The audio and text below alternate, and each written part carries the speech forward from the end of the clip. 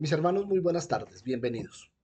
Estamos en nuestra clase de guerra espiritual, que es una continuación de lo que habíamos visto hasta la semana pasada, en lo que tiene que ver con estas estrategias de guerra espiritual que están en la palabra, que lo tenemos como una especie de repaso, porque dentro de la armadura veníamos en el yelmo de la salvación y hablamos mucho acerca de la salvación, pero es que la siguiente prenda que nos queda es la espada del espíritu. Y como no es una prenda de vestir, sino un arma de ataque que representa la Biblia, la palabra de Dios, entonces la dejé en un capítulo aparte y pasamos a este repaso en donde, como hemos visto, es muy importante porque no tiene que ver con un tema bíblico o una doctrina cristiana, sino con la realidad espiritual del pueblo de Dios. Un pueblo que llegó a convertirse por la fe en hijo de Dios y que es blanco de nuestro enemigo común, el diablo. Déjenme pues comenzar con una oración y allí donde están ustedes, por favor, mm, tengan sus Biblias, sus cuadernos de apuntes, este es un día de clase y deje de lado cualquier distractor, de pronto quítele el timbre al teléfono, no conteste por ahora los chats ni nada de esto. Para dedicarle este tiempo a que la revelación del Espíritu Santo nos hable tan claro, es que lo necesitamos. Amado Señor y Dios, Padre bueno, gracias por la grandeza, la misericordia, la fidelidad, todo lo que radica en ti con respecto a nosotros, tus hijos, la iglesia. Hoy, Señor, al estar recibiendo la instrucción por la palabra, abrimos nuestros ojos, nuestros oídos, nuestro entendimiento y nuestro corazón, para que la palabra que proviene de ti llegue a nosotros y podamos llegar a ser la vida, ponerla por obra y seguir creciendo, madurando para llegar a dar fruto. Gracias, Padre mío, por cada una de mis hermanas que están allí, por mis hermanos, por los que llegarán más adelante en diferido o en otro horario. Para todos, Señor, te pido que tu palabra sea tan eficaz como que nos confronte con nosotros mismos y con nuestra forma de vida cristiana. Gracias, amado Señor y Dios. Amén. Amén. Bien, mis hermanos, vamos a comenzar. Y esto puede parecer repaso, puede parecer que lo hemos visto muchas veces, pero déjenme les ilustro con respecto a esta porción. Primero la voy a leer. Cuando terminó Jesús estas palabras, la gente se admiraba de su doctrina, porque les enseñaba como quien tiene autoridad y no como los escribas. ¿Qué les sugiere a ustedes esta porción? Voy entonces a contextualizar. Este es el cierre del Sermón del Monte, el que había comenzado en Mateo capítulo 5 con las bienaventuranzas. Y los dos apartes de los versículos anteriores al 28, el 22 y el 25, tienen que ver con aspectos bien importantes. Uno es donde les dice, nunca os conocí, apartaos de mí, hacedores de maldad. Es decir, expone todo el programa del reino de los cielos para los que están allí y para todas las generaciones hasta nosotros. Y les aclara que es mucho más que ser miembro de una iglesia, es mucho más que pregonar, proclamar o admitir ser cristiano, sino que el que no obedece, el que no ama al Señor de una manera práctica, cumpliendo sus mandamientos, no va a ser reconocido por el Señor en aquel día. De hecho, dice, apartaos de mí, nunca os conocí, hacedores de maldad. Luego, en la porción que sigue, entre esa y esta, les recuerda que el que oye estas palabras y las hace, le compararé al varón prudente que edificó su casa sobre la roca. Y cuando vinieron las tormentas, el viento y las olas, la casa permaneció. Pero el que oye mis palabras y no las atiende y no las pone por obra, le compararé al insensato que edifica su casa sobre la arena. Y cuando viene el viento, la tormenta o las olas, la derrumban. Y termina allí, e inmediatamente viene esta porción. Ese es el contexto de esta porción. Cuando terminó Jesús estas palabras, la gente se admiraba de su doctrina. Porque lo que hablaba lo hacía con autoridad y no como los escribas. ¿Cómo creen ustedes que recibía toda esa multitud las enseñanzas de Jesús que eran nuevas, ¿no? Recuerden que el Sermón del Monte traza un antes y después para la raza humana. Porque el concepto, el pensamiento moral, social, aún filosófico, cambia con el Sermón del Monte. Y termina diciéndoles, eh, eh, eh, el escritor Mateo termina reconociendo que la gente se admiraba, pero admiraba no en sí la enseñanza. Les pongo un ejemplo. Esta misma enseñanza la pudo haber dado Nicodemo, uno de los escribas, Pablo, que era un fariseo.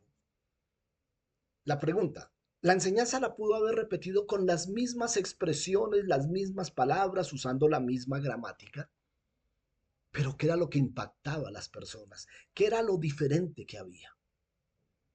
Ellos veían autoridad. La palabra autoridad es la palabra griega exousia, que implica, sí, autoridad, poder, pero hay una acepción muy especial en la palabra, en, en, en la base de la palabra, en el componente de exousia, que es que él no solo tenía la autoridad, la capacidad y poder para decirlo, sino que él era el único indicado para enseñarla. Es decir, dentro del griego, si alguien, por ejemplo, para que les quede muy claro, si se presenta a la corte delante del juez a defender a alguien, un hombre que no es abogado y empieza a defender a su cliente, esa palabra específicamente se refiere a personas que intervienen pero tienen toda la capacidad y todo el derecho legal para hablar estas cosas. Entonces, Jesús tenía esta exousia, esta autoridad, porque le provenía el derecho de hablarlas como hijo de Dios, como redentor y salvador nuestro. Los escribas, los religiosos, los doctores de la ley, enseñaban cosas, doctrina judía, ¿no? Obviamente, de la Torá, del Antiguo Testamento.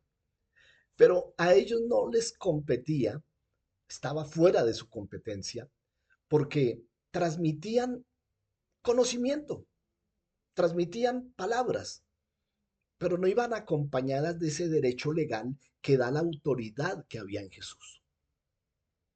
Yo sé que muchos de los sermones que ustedes han oído en Ixam, ustedes le encuentran algo especial.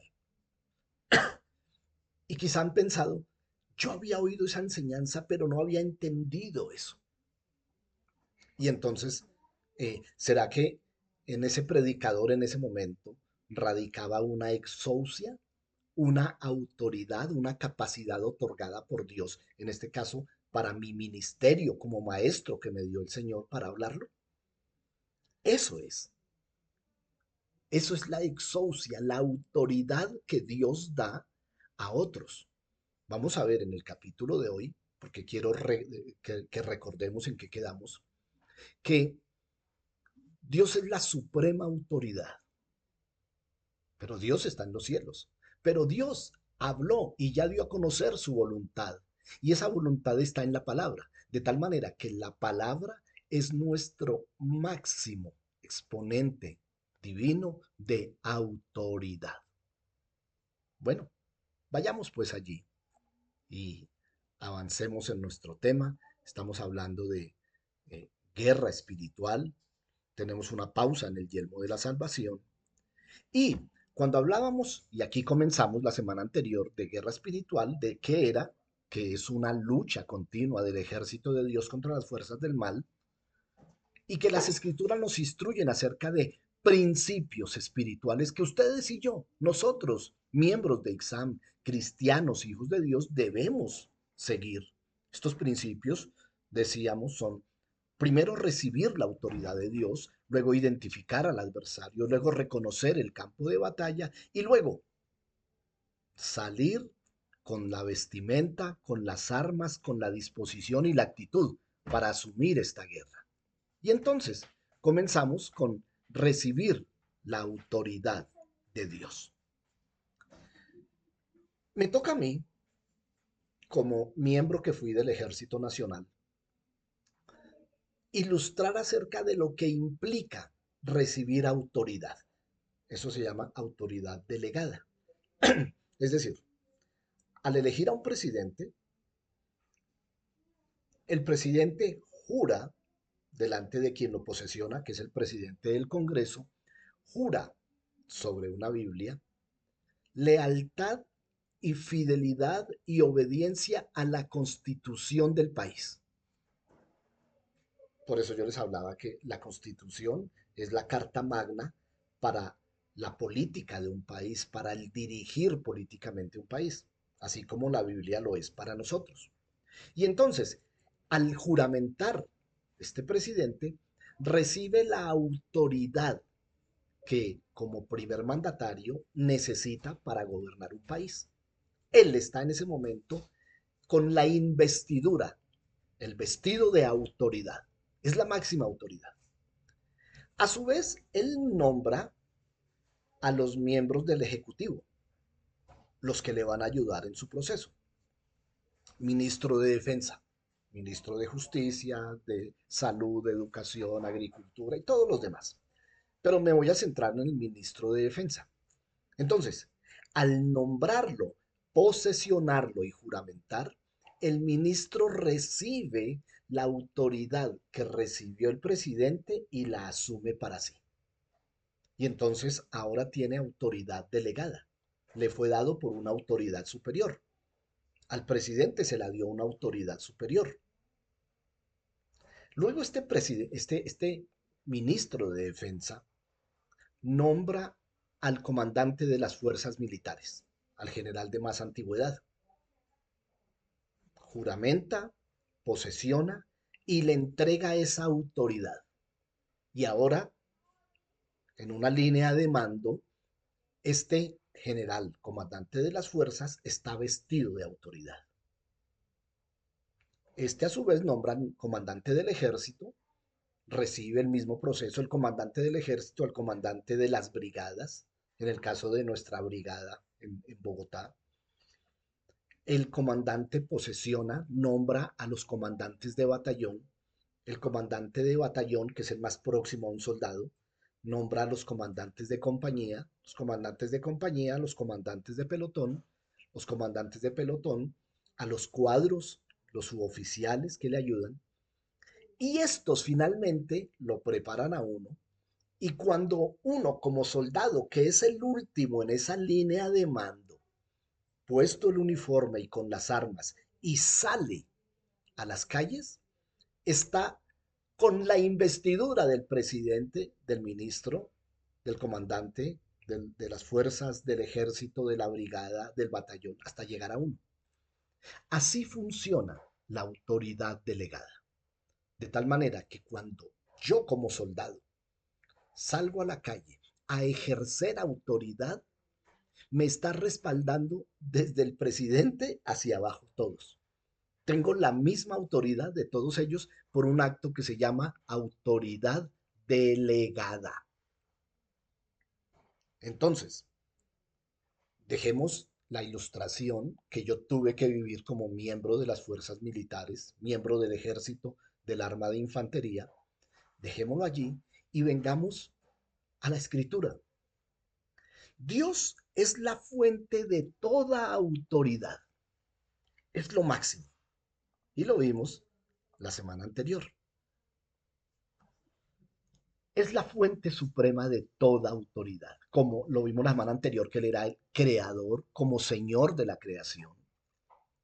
Pero la escritura es la palabra de Dios, escrita, revelada e inspirada. La autoridad de la Biblia se origina en la autoridad de Dios, su autor. Es decir, en su Biblia hay autoridad. Lo que dice allá es o es verdad. No hay duda, no hay opción. Y esta Biblia, que fue inspirada, no se equivoca, no tiene errores y tiene toda la autoridad. Y allí quedamos, ¿lo recuerdan? Esto era un recorderis. Ahora entremos en materia de la Biblia para que lleguemos a retomar lo de la autoridad delegada. Y como la misma Biblia nos dice que al momento de nosotros recibir al Señor y recibir al Espíritu Santo y ponernos la armadura, tenemos la misma posición del soldado que sale a la calle revestido de Cristo, que es Dios, que es la máxima autoridad, y tenemos que salir a ejercer esa autoridad, que fue lo que le pasó a estos grandes hombres y mujeres que están narrados en Hebreos capítulo 11. Entendemos que todo lo que afirma y enseña la Biblia es verdad. Amén. Al revelar el propósito y la voluntad de Dios, la Biblia determina la creencia y la conducta. Por tanto, la afirmación de que la Biblia es la regla autoritativa de fe y conducta se entiende como un llamado a aceptar las escrituras como la autoridad final e inmutable de la doctrina y la ética.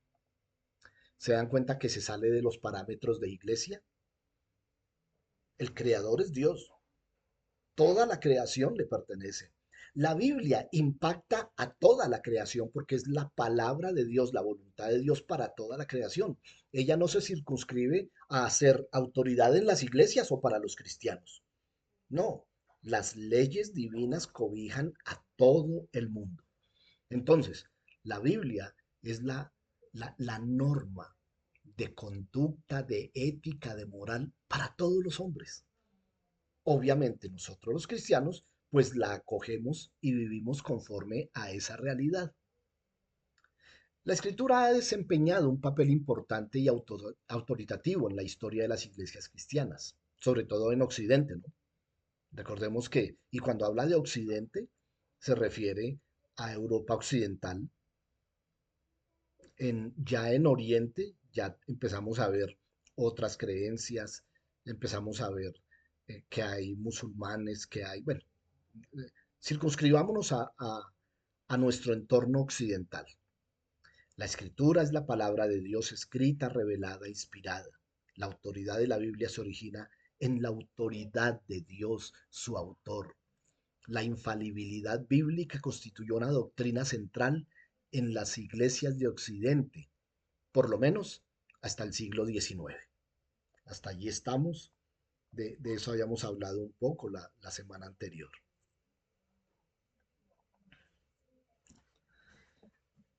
Autoridad singular de la escritura. Tal vez ustedes, eh, bueno, yo poco he hablado de la reforma, ¿no? De la reforma protestante. Alguna vez, porque a nosotros nos tocó estando en Ixam, celebrar los 500 años de la reforma protestante de Martín Lutero. Entonces, yo recuerdo que en esos domingos yo les hablaba de cómo se originó, cómo fue que trascendió y cuáles fueron las consecuencias para Lutero. Pero la reforma protestante, es decir, la que volvió el orden escritural como norma de vida para la iglesia, porque cuando Lutero, siendo un monje alemán perteneciente a la iglesia católica, un hombre que amaba a Dios, un hombre celoso por Dios, le entregan las normas de vida y de funcionamiento de la iglesia católica. Y entonces él va y confronta con la Biblia y dice, no, pero un momentico, lo que nos mandan a hacer a nosotros es muy diferente a la Biblia.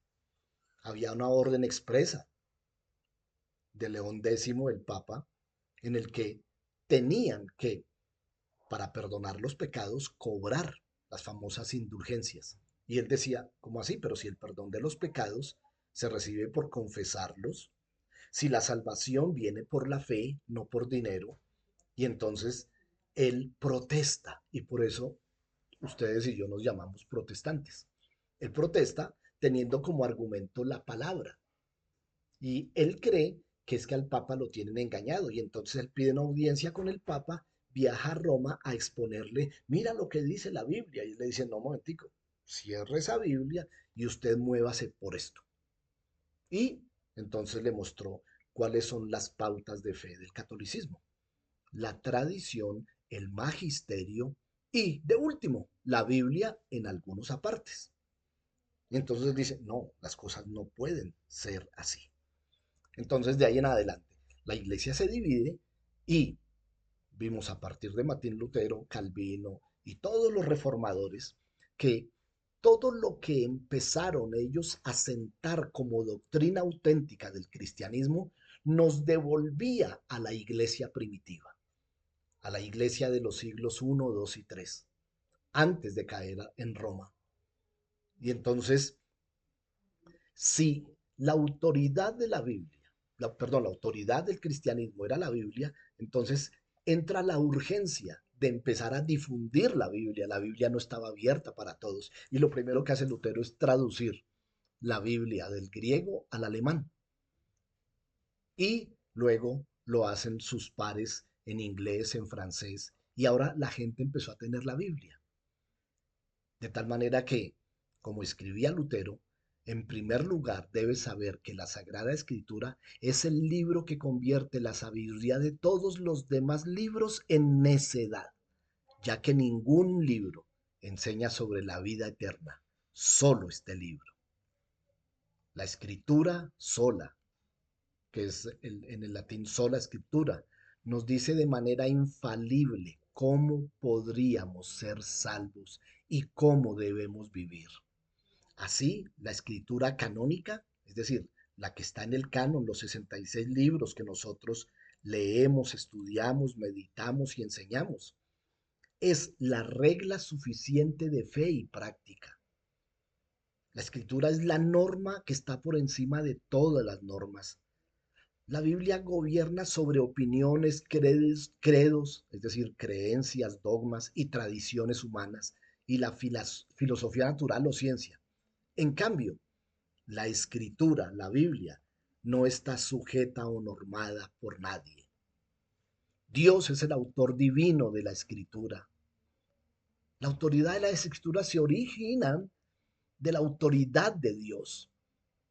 Toda escritura, y aquí está rezando segunda de Timoteo 3:16.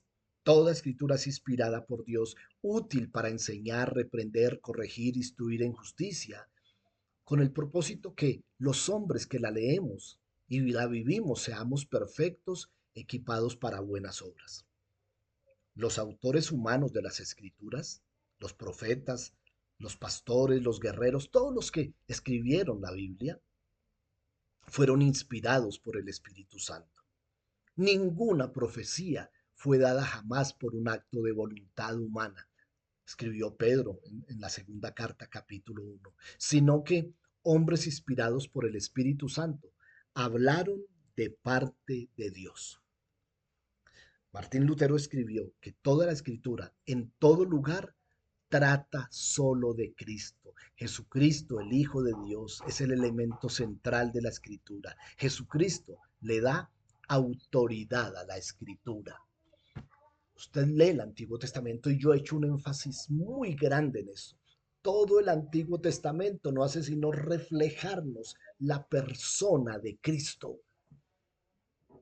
En el tabernáculo vemos reflejado a Cristo en los detalles, los colores, las formas, los materiales, el sacrificio, el cordero inocente, el que tenía que morir para perdonar a un pueblo, la sangre, la sangre perfecta, preciosa, que era vertida sobre el propiciatorio, esa que Dios recibió como agradable, movió su corazón y le dio perdón al mundo. Todo desde miles de años antes que naciera Jesús en el vientre de María, ya estaba siendo revelado. Y Lutero entiende eso y dice, no me digan cuentos que la voluntad de Dios es esta o aquella. No, no, no. La voluntad de Dios es esta. Y abre la escritura y se alimentó obviamente del libro de Romanos. Fue buena parte de la inspiración espiritual para, para Lutero, el apóstol Pablo. Así es que, qué interesante. Pues bien, toda la autoridad radica allí, en la palabra. Dios ejerce su autoridad en dos sentidos. Primero, de forma directa, como en la creación. Dijo Dios sea la luz, y fue la luz. En la determinación de sus mandamientos, lo que él mandaba era. Pero existe otra forma de autoridad de parte de Dios, y es a través de personas delegadas en su nombre. Opera como en los cuerpos consulares o embajadas. Yo les explicaba esto. Un embajador es representante directo de un país en otro lugar geográfico, pero tiene todo el poder otorgado por el presidente que le da y es un poder plenipotenciario, es decir, puede obrar en los roles del presidente en decisiones de Estado en ese país. No solo representa el país, sino a su presidente, el que lo envió. Sus decisiones son tenidas en cuenta como si las hubiese decidido personalmente la autoridad que lo envió. De tal manera que, así como la ilustración que les di, el soldado no tendrá estrellas, ni soles, ni barras, pero tiene un uniforme que le otorga poder. Continúo en la lectura. Un siervo delegado por Dios representa la autoridad de Dios. Y cuando digo un siervo, me refiero, y en esto quiero ser muy claro, y siempre les he enseñado algo que yo recibí. Dios está por encima de todo. Y después del Señor, todos somos siervos. Es más, cuando Él se vistió de carne, vino a servir. Es decir, se hizo igual a los hombres. No hay categorías, escalafones dentro del cristianismo. Hay funciones, pero ninguno es más que nadie. Todos nos llamamos siervos porque fuimos llamados al servicio, a servir a Dios sirviendo a otros. Y esto tiene que ser muy claro para todos nosotros. Un siervo delegado por Dios representa la autoridad de Dios. Como tal, debe ser obedecido y respetado. El rey David, de quien hemos hablado tanto en estos domingos, lo entendía. Por eso respetaba la unción que lo acreditaba como delegado de parte de Dios que había sobre el rey Saúl. Escuchen esto, por favor. Los padres, papá, mamá, los gobiernos, presidentes, alcaldes, jueces, los servidores de Dios, todos estos somos autoridades delegadas. Dios instituyó la familia y le delegó autoridad a los padres sobre los hijos. Como tal, debemos responder como padres. El presidente, toda autoridad, Romanos capítulo 13 lo leímos en la semana anterior, toda autoridad fue puesta por Dios. Yo no me puedo levantar contra esa autoridad y ahora vamos a aclarar un punto. De tal manera que un profesor es la autoridad en sus alumnos. Si nos ponemos a ver en los roles del mundo, siempre, siempre Dios delegó autoridades para que las cosas funcionen correctamente. Cuando se pierde la autoridad, se pervierte el orden. Atiendan esto. Padre de familia, si en su casa usted pierde la autoridad, No quiero saber qué pueda pasar en su casa. Profesores de hoy que perdieron la autoridad en sus salones y los alumnos no les respetan, hasta los golpean. Estados en donde la policía, en donde la ciudadanía ya no respeta a los policías. Están yendo en contra del orden de Dios. O sea, estamos hablando de un tema espiritual con relevancia y trascendencia humana, social. Por eso, cuando hablamos que para la guerra espiritual necesitamos recibir la autoridad de Dios, amados, yo tengo que vestirme de esa autoridad que Dios me da. ¿Sabe cómo dice la palabra? Lo dice el apóstol Pablo. Porque como uno debe ser identificado como autoridad. Yo les decía del caso del agente de tránsito.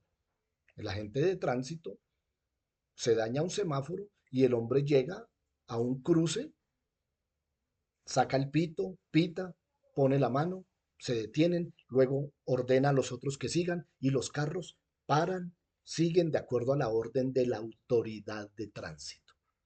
Y todos lo reconocen por el uniforme que lleva. Pero si un agente de tránsito que está de descanso, ese día no trabajaba, no lleva uniforme, y en un cruce se daña el semáforo, y el hombre se para y va a pretender parar y dar vía, los carros le pasan por encima, porque no reconocen en esa persona autoridad. Entonces, la autoridad tiene que tener una identificación. En el mundo espiritual, escúchelo, en el mundo espiritual la palabra nos dice que nosotros estamos revestidos de Cristo y nuestros enemigos, los ángeles caídos, reconocen la autoridad que hay en nosotros, como si tuviéramos un uniforme de Dios, unas, unas identificaciones militares de Dios. Por eso recuerden que los demonios se sujetaban a los apóstoles, a Pablo. Deja esta mujer. Y el demonio se fue. ¿Qué pasó? ¿Fue que lo gritó mucho? No, vio que estaba revestido de autoridad.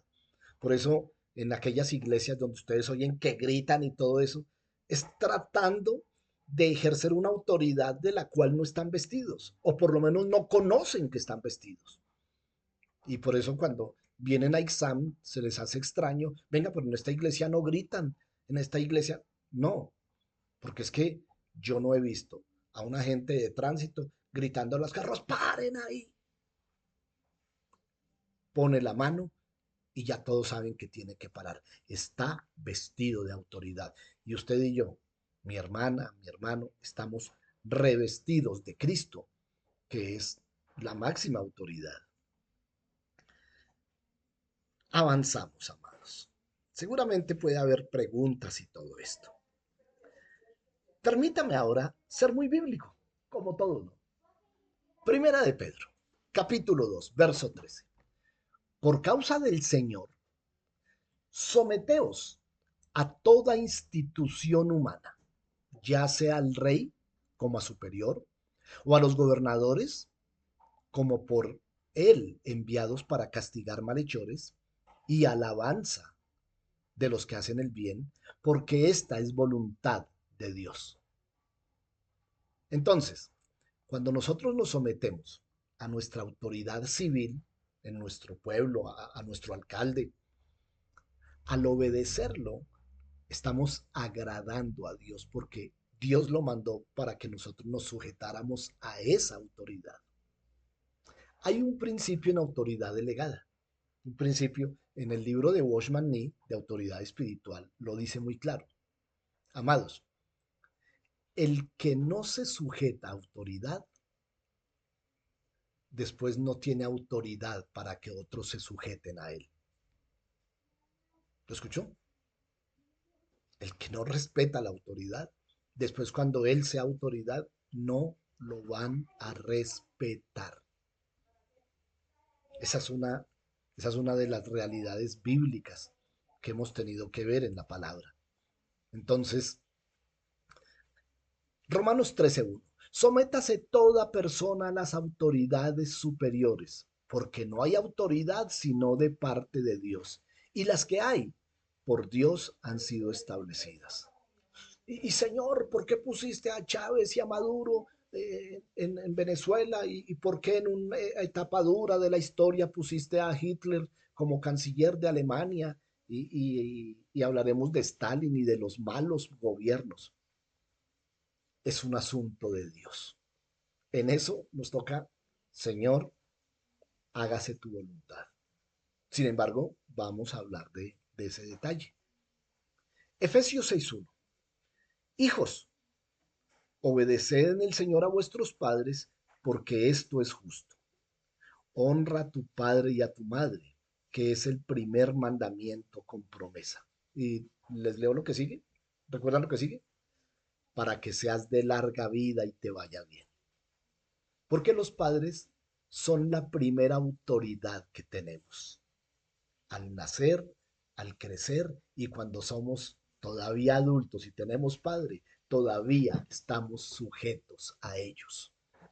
Es el ejemplo que Dios nos dio. Pero des en cuenta que ellos siendo la autoridad, también nos dan el cuidado, la protección, la provisión, la seguridad. Entonces, el estar sometido en obediencia a alguien nos garantiza también de su parte la autoridad, perdón, la protección, el bienestar, la provisión. Sometámonos a Dios. Y créanme, Él sí que paga bien. Efesios 6:5. Siervos. Aquí la palabra siervos aplica especialmente para los esclavos, porque cuando Pablo escribe esto, recuerden que estamos en pleno imperio romano y dentro del escalafón social, los esclavos utilizaban o hacían parte del último de los escalones de ese escalafón. Era lícito tener esclavos. Y cuando hablamos en la carta de Pablo a Filemón, pudimos hablar de la condición de esclavos cristianos, que Pablo los llamaba a obedecer a sus amos cristianos y a los amos les decía a tratar a sus esclavos cristianos como hermanos en la fe. Y aquí Efesios, Pablo le está diciendo a la iglesia en Éfeso, esclavos, obedezcan a sus amos terrenales con temor y temblor, con sencillez de corazón, como si obedecieran a Cristo. No sirviendo al ojo, es decir, no haciendo las cosas para que los miren, como los que quieren agradar a los hombres, como los que quieren, los que aparentan, ¿no? En el ejército había una palabra, los tramadores, es decir, aquellos que uno ve que hacen cosas, pero cuando los están mirando. Y Pablo dice, no esclavos, no hagan eso así, háganlo como siervos de Cristo, haciendo la voluntad de Dios. Hebreos 13:17. A mí me gusta esta, no sé por qué. Obedeced a vuestros pastores y sujetaos a ellos. Se los voy a repetir. Obedeced a vuestros pastores y sujetaos a ellos. ¿Sabe por qué lo digo? Y voy a hacer énfasis en esto. Dice obedeced y sujetaos. No idolatren, porque es que soy testigo de iglesias que idolatran a sus pastores. No, no, no, no. Somos hermanos en la fe. ¿Qué tenemos? ¿Qué hace nuestro título? Pues darnos una función de cuidado, una responsabilidad. No nos pone en un nivel superior, no nos pone en un escalafón superior. Yo les contaba que cuando tenemos reuniones de pastores, yo los saludo como hermanos. Hola, mi hermano, ¿cómo está? Y me miran como raro, pero ¿por qué no me dice pastor tal? Porque el pastor es una función que cumplimos, que no tenemos que llevar un aviso aquí, una escarapela, pastor. No, no, no. Aquí, en esta carta a los hebreos, el autor dice, obedezcan y sujétense a ellos, porque ellos, nosotros, velamos por sus almas, como quienes habremos de dar cuenta. Háganlo con alegría y no quejándose. Paso ya al siguiente. Mateo 22:21. Esta es máxima. ¿Recuerdan el contexto de esto? El contexto de esto es los fariseos obligando a Jesús a hablar algo en contra del imperio para poderlo acusar ante el Estado. Porque como espiritualmente no lo podían acusar, porque la gente amaba la palabra, él hacía milagros, la gente lo seguía. Entonces, a través del Sanedrín no podían hacer eso. De hecho, para llegar a crucificarlo, tuvieron que montar una trama política. Y entonces aquí ellos tratan de hacer que los labios de Jesús digan algo en contra de Roma. Y allí habría dos o tres testigos suficientes para que lo enjuiciaran. Y entonces uno de esos fariseos le dicen, Hijo de Dios, ¿es lícito pagar impuestos? Y entonces Jesús, sabio, perfecto, dicen, muestren una moneda. Y le sacan una moneda. ¿De quién es la imagen que hay en esa moneda? Oh, es el gran César. Entonces, denle a César lo que es del César. Y denle a Dios lo que le corresponde a Dios. Yo prediqué un domingo acerca de esto, de la implicación de darle a César lo que es de César, que uno sabe, sí, los impuestos, y qué es lo que hay que darle a Dios. Bueno, qué interesante está. Casos específicos. Necesitaba llegar aquí. ¿Por qué? Porque muchos dirán, bueno, sí hay que someterse a las autoridades, porque eso le agrada a Dios. ¿Qué pasa cuando una autoridad, escúchenlo, delegada por Dios, está dando una orden contraria a la voluntad de Dios? Por ejemplo, un comandante de mi batallón, coronel Forero, me dijera, soldado Arango, mate a aquella familia. ¿Yo tengo que obedecer al coronel? Sí, pero la orden es contraria a la voluntad de Dios. Y entonces ahí, no, coronel, porque usted ha recibido una autoridad delegada, pero esa autoridad superior no daría esa orden. Usted representa a la autoridad superior. Y si está en contra de la autoridad superior, no estoy obligado a cumplir esa orden. ¿Ya lo entienden? Yo tengo que someterme a mis padres. Yo me someto a mi papá y créanme, mi generación era absolutamente obediente y sumisa. Pero si algún día mi papá me hubiera dicho, mándese desde el balcón del quinto piso, no, yo no podía hacerlo, porque iba en contra de un principio de vida que emana de Dios. De eso es lo que hablo en este caso específico. Y entonces, Hechos capítulo 5 verso 27. El contexto, ¿ustedes lo recuerdan? Todo comenzó en el Templo La Hermosa. Eh, Llegó Pedro con Juan, había un mendigo ahí en la entrada en la puerta La Hermosa. El templo era el templo y la puerta era la única puerta sobreviviente del cautiverio babilónico. Eso quedó en ruinas, pero esa la lograron salvar y para los tiempos de Herodes la usaron y la pusieron allí. Ahí se sentaba a pedir limosna este hombre. Y cuando viene Pedro y Juan, él estira la mano como todos los días y les dice, denme una limosna. Pedro y Juan, fijando en él la mirada, le dicen, no tenemos oro ni plata, pero de lo que tenemos te damos. En el nombre de Jesús, levántate. Y Pedro le toma una mano, aprovecha que tiene la mano para recibir la limosna, y entonces lo que le da en la mano no es la limosna, sino la vida. Y le da la mano. Y cuando le dio la mano, se le afirmaron los tobillos y las rodillas y se levantó dando un salto. Y entró saltando y danzando al templo. Y todos los que lo habían visto, milagro, milagro. Y hubo un gran alboroto.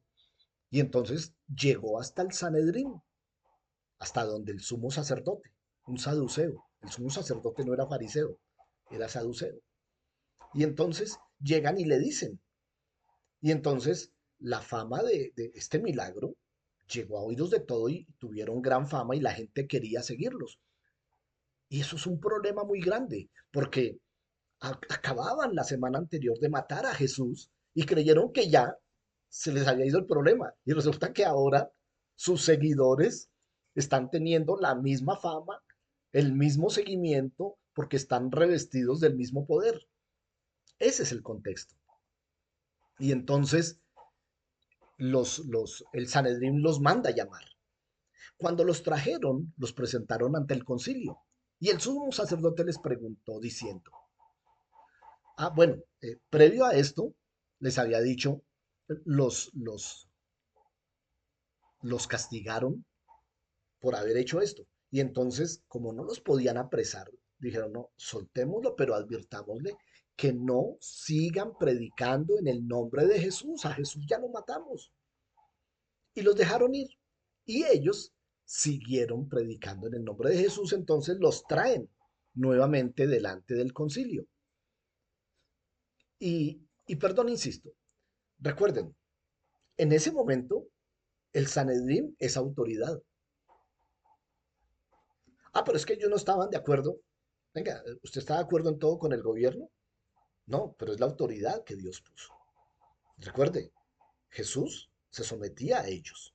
De hecho, por eso lo dejaban predicar en el templo y en las sinagogas. Pero lo que era contrario a la voluntad de Dios, Jesús sí se los dijo. O no les dijo sepulcros blanqueados. O no les dijo ustedes son hijos de su padre el diablo.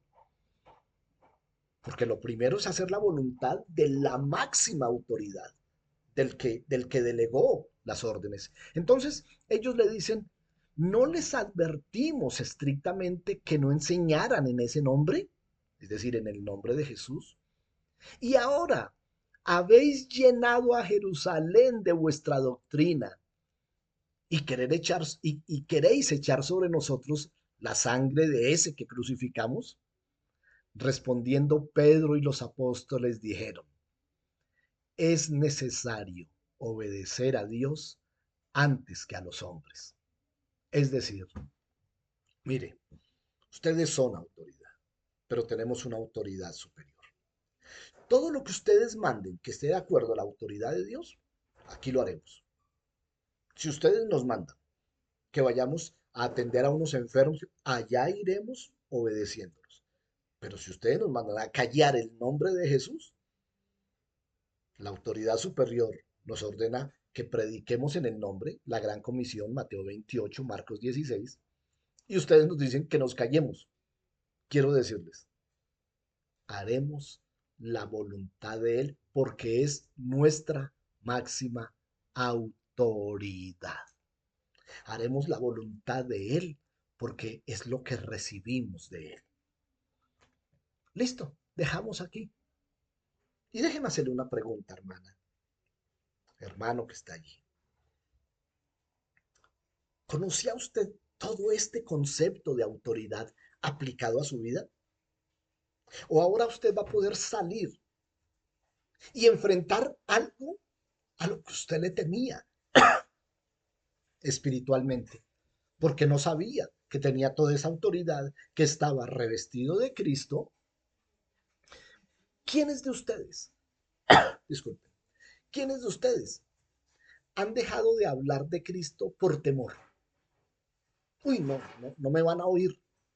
Quiero decirle, póngase el vestido. Usted tiene toda la autoridad para hablar en el nombre de Jesús. ¿Recibió usted toda la autoridad? Déjeme decirle, si usted es un hijo de Dios, si usted nació de nuevo, si usted es una nueva persona, si usted está viendo el proceso por el que el Espíritu Santo lo está llevando a crecer, si usted se congrega en una iglesia de sana doctrina y adora y ora y escudriña la palabra, usted es un soldado del Señor, está vestido de autoridad, autoridad que le dio Dios. Bueno, ¿qué vamos a hacer con esa autoridad? Amados, si Dios lo permite, la semana entrante estaremos hablando de reconocer al enemigo. Y será la última clase de este ciclo del año. Recuerda que les dije que nosotros normalmente paramos el estudio bíblico durante el mes de diciembre por todas las actividades de ustedes, nuestras, de la iglesia. Entonces, no se pierda, por favor, el cierre del próximo miércoles, en donde hablaremos de, ahora que tenemos autoridad y vamos a ejercerla, ¿contra quién la ejercemos? Identifiquemos al enemigo. Déjenme pues orar, despedirles y bueno, ya veremos. Mi buen Señor, gracias por este regalo que nos das hoy acerca de la autoridad que nos delegaste y en la cual debemos andar responsablemente. Gracias por mis hermanos que entran en una nueva dimensión del conocimiento de su vida cristiana. Señor bueno, gracias por tu victoria, porque tú venciste y a nosotros nos hiciste más que vencedores. Gracias, mi buen Señor. Amén. Aleluya. Iglesia, yo les dejé hoy una porción de Apocalipsis capítulo 2 del 1 al 7, el mensaje a la iglesia de Éfeso. Mañana estaremos hablando nuevamente del capítulo 2 de Apocalipsis. No se pierda y opine sobre esto, de un concepto o una pregunta. Estamos para interactuar. Programes este domingo, 9 de la mañana, aquí en nuestra casa, calle 22 Sur, 40B35, piso cuarto. Estaremos reunidos como la iglesia del primer siglo. Amados, que el Señor les bendiga grandemente y por allí, Dios mediante, nos estaremos viendo. Bendiciones a todos.